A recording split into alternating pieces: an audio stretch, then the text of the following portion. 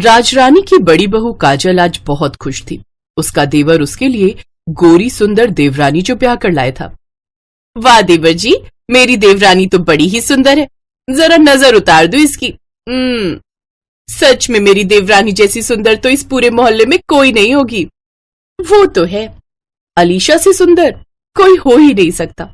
लेकिन आपको तो बड़ा अच्छा लग रहा होगा मेरी जैसी सुंदर देवरानी पाकर, लेकिन मुझे नहीं पता था मेरी जेठानी इतनी काली और बदसूरत है। अपनी नई नवेली देवरानी से आते ही ऐसी बातें सुनकर काजल को बहुत बुरा लगता है।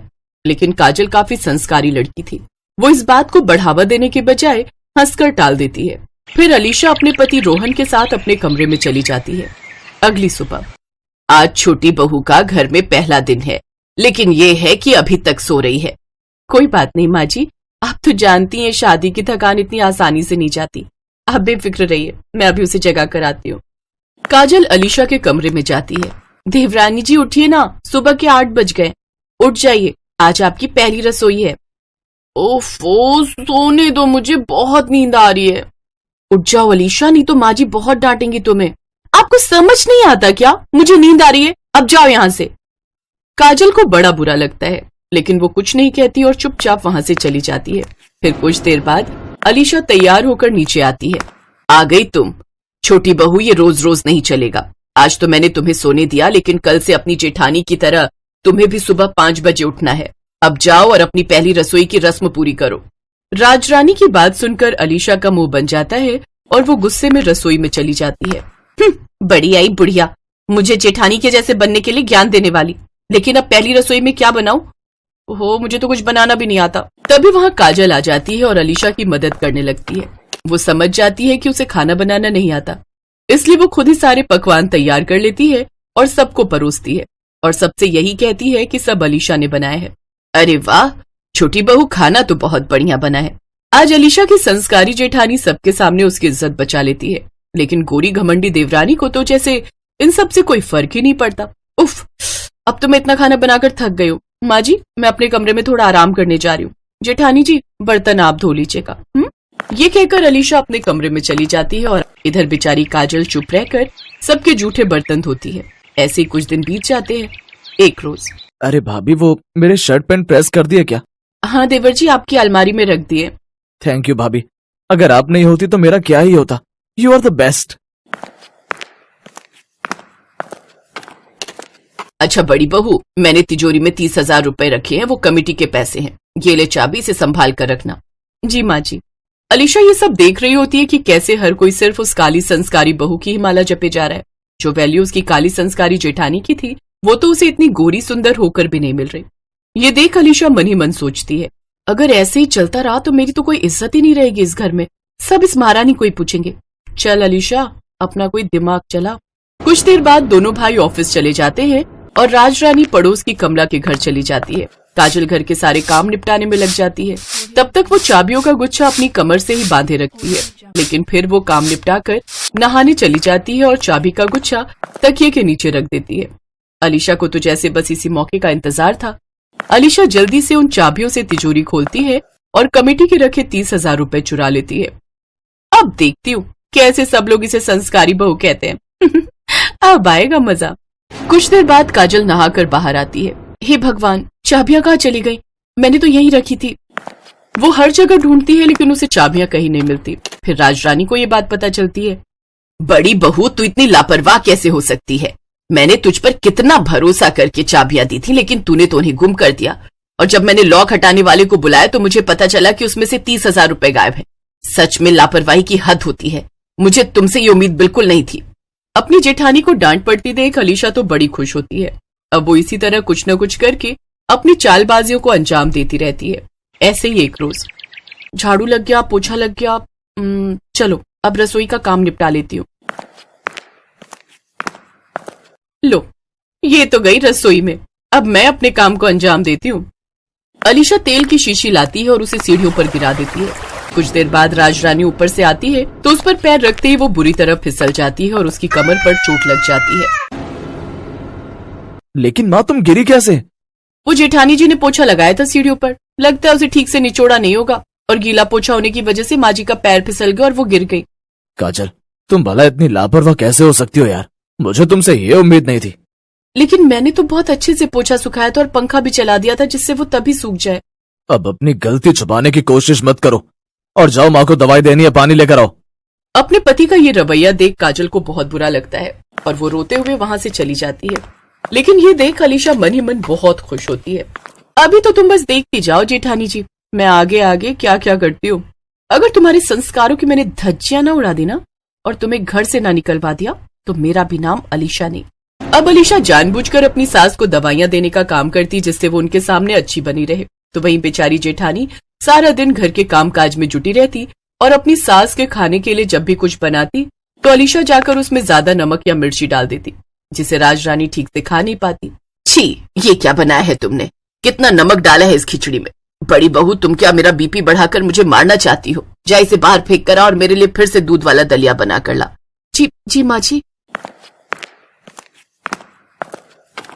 माँ जी, मैं जानती हूँ जेठानी जी ये सब जानबूझकर कर रही हैं। वो नहीं चाहती कि आप ज्यादा दिन तक जिंदा रहें, क्योंकि आपके मरने के बाद ही तो उनका इस घर पर और तिजोरी की चाबियों पर राज होगा।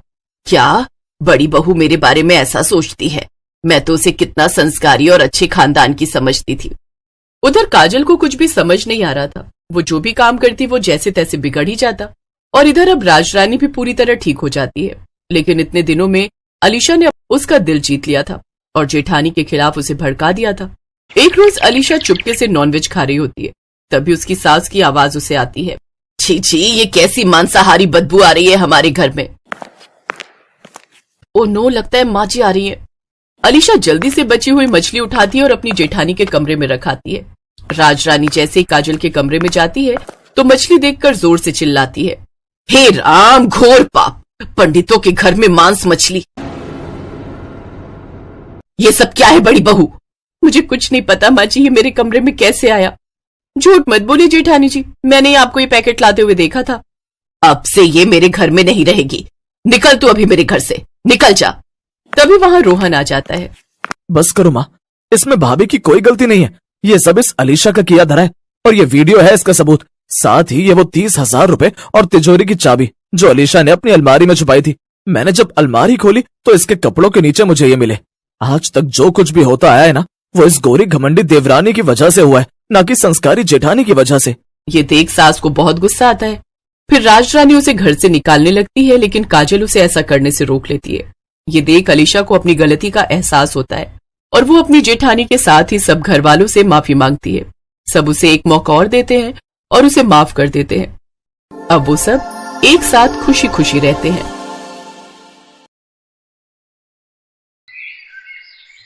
सरिता जानकी देवी की बड़ी बहू, जिसे जानकी देवी गवार समझती हैं और घर के बाहर के सभी जरूरी कामों से दूर रखती हैं। सपना बहू, कहाँ हो? अरे बाजार में आज भीड़ होगी, हम पहले ही लेट हो चुके हैं। आई माँ जी, बस ये अपना न्यू पर्स जो मॉम लंदन से लेकर आई थी ना, वो ले रही थी। माँ जी, आपने वो प्लाजो सूट नहीं पहना जो मैं आपके लिए नया लेकर आई थी। अरे बहू, मुझे साड़ी में ही आराम मिलता है। चलो ठीक है, कल वो पहन लूंगी।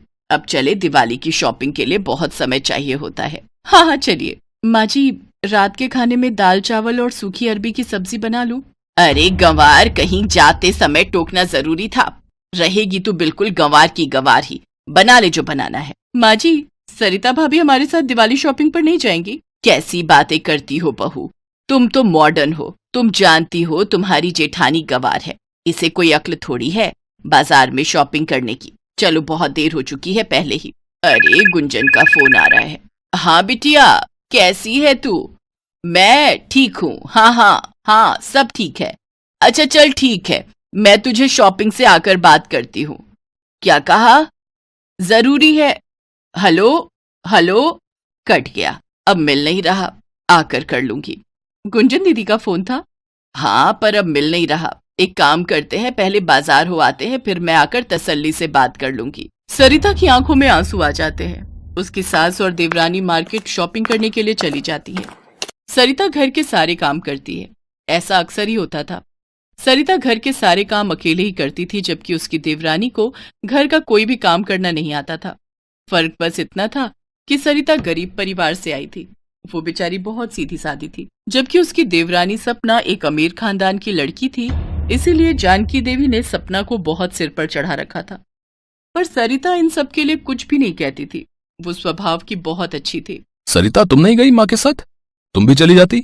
नहीं, वो मेरे सिर में बहुत दर्द था तो मैंने सोचा कि आराम कर लूंगी। फिर घर का काम भी था, इसलिए नहीं गई। आपके लिए और रोटी लाऊं? सरिता, यहाँ बैठो मेरे पास। मैं जानता हूँ माँ तुम्हारे साथ अच्छे से व्यवहार नहीं करती है। तुम कहो तो मैं माँ से बात करूं? कब तक वो तुम्हें घर के बाकी कामों से दूर रखेंगी? और जब से राजेश की शादी हुई है, सपना के आ जाने के बाद तो उन्होंने तुम्हें और परेशान करना शुरू कर दिया है। कोई बात नहीं जी, अभी सपना की नई नई शादी हुई है, कुछ ही महीनों तो हुए हैं, अभी उसे आराम करने दो। मुझे पता है सरिता, मन तो तुम्हारा भी दुखी होता है, पर तुम मुझसे कुछ कहती नहीं हो। सरिता खाना बना रही थी, वहीं उसकी देवरानी सास के साथ मिलकर शॉपिंग के सामान को देख रही थी। राजेश, बताओ ना ये जीन्स कैसी लग रही है? माँ जी आप बताओ, ये तो कुछ बोलते ही नहीं है, जब देखो फोन में घुसे रहते हैं। अरे बहू, तू तो पतली पतंग है, तेरे ऊपर तो सब कुछ अच्छा लगता है। वैसे भी हमारी मॉडर्न बहू स्टाइलिश कपड़े पहनती है, किसी से कम थोड़ी है। माँ जी, ये नाइट सूट तो आप पहन लो, मुझे ये कलर पसंद नहीं आया, मैं ये ब्लैक वाला रख रही हूँ। अरे बहू, कैसी बातें करती हो, मैं इस उम्र में नाइट सूट थोड़ी पहनूंगी। एक काम करेंगे, कल वापस करके इसकी जगह तुम कोई और रंग का पसंद करके ले आना। माँ जी, अगर आपको हो तो ये सरिता भाभी को दे दूं? अरे पागल है क्या, इतना सुंदर स्टाइलिश नाइट सूट उस गवार पर थोड़ी जचेगा। अरे तू अपनी जेठानी को समझती क्या है? तेरी जेठानी गवार है, उस पर कुछ नहीं जचता। कोई पढ़ी लिखी भी नहीं है, ना उसे पढ़ने ओढ़ने की तमीज है, ना किसी से बात करने की, कुछ नहीं है उसमें समझ। ऐसे कपड़े, ऐसा पहनावा तेरे पर ही जचता है, समझी? रख ले इसको, कल बदल कर ले आना। अरे मैं गुंजन को फोन करना तो भूल ही गई, एक बार फोन मिला लेती हूँ, मिस कॉल आई हुई है।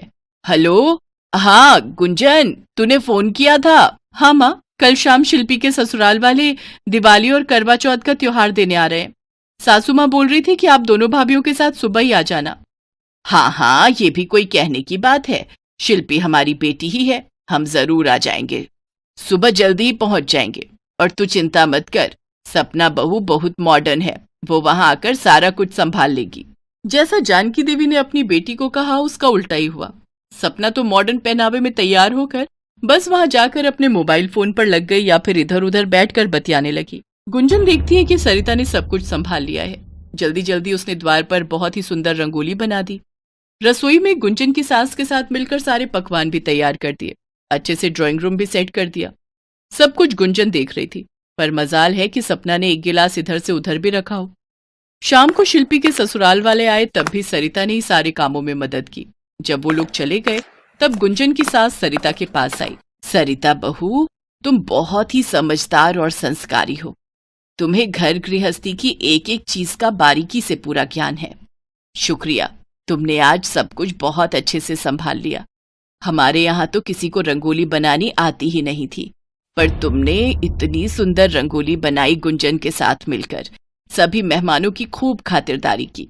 अब मैं चाहती हूँ शादी के समय भी तुम हमारे साथ ही रहो। तुम यहाँ रहोगी तो मेरी चिंताएं दूर हो जाएंगी। थैंक यू सरिता भाभी, आशीष बोल रहे थे कि सबको आपकी बनाई रंगोली बहुत सुंदर लगी, सब आपकी बहुत तारीफ कर रहे थे। हाँ भाभी, सचमुच आपके आ जाने से मुझे आज बहुत हेल्प मिली है, सब लोग बहुत खुश होकर गए हैं। माँ, तुम बहुत लकी हो जो तुम्हें सरिता भाभी जैसी बहू मिली। सबके मुंह से सरिता की तारीफ सुनकर जानकी देवी एक पल के लिए सोचने लगती है कि वो गलत थी, जो हमेशा सरिता को गंवार कहकर उसका अपमान करती रही। पर आज सरिता ने अच्छे से सब कुछ संभाल लिया था। जानकी देवी को अपनी गलती का एहसास हो गया था और वो अपनी गलती को सुधारना चाहती थी। माँ जी, आज आप और मैं मिलकर रसोई में इतना सारा काम कर रहे हैं, सरिता भाभी कहाँ है? मुझे रसोई में बहुत गर्मी लग रही है, मैं थोड़ी देर जाकर सो जाऊं? आज सरिता और अजय घूमने के लिए गए हैं, मैंने उन्हें पिक्चर देखने भेजा है। कितने सालों से वो दोनों एक साथ कहीं घूमने नहीं गए थे, और तुम तो हमेशा राजेश के साथ जाती रहती हो, इसलिए आज तुम घर का काम करो, मैं भी तो कर रही हूँ। अरे दोनों मिलकर करेंगे तो पता भी नहीं चलेगा। कि माँ जी को क्या हो गया है? कल तक तो सरिता भाभी को गंवार कहती थी, मेरे आगे पीछे डोलती थी, आज उल्टा ही चल रहा है। अब क्या करूं? इन्हें खुश करने के लिए मुझे काम करना ही पड़ेगा, वरना इनका कोई भरोसा नहीं कि कब मेरे पीछे। क्या हुआ सपना बहू, तुमने कुछ कहा? नहीं नहीं, कुछ नहीं माँ जी। उस दिन के बाद जानकी देवी ने अपनी दोनों बहुओं के बीच में फर्क बिल्कुल खत्म कर दिया। वो जितना प्यार और सम्मान सपना को देती थी, उतना ही सरिता को भी देती थी। ये सब देखकर सरिता बहुत खुश थी। जिस प्यार और सम्मान की वो आशा करती थी, आज उसे वो मिल गया था। Thanks for watching.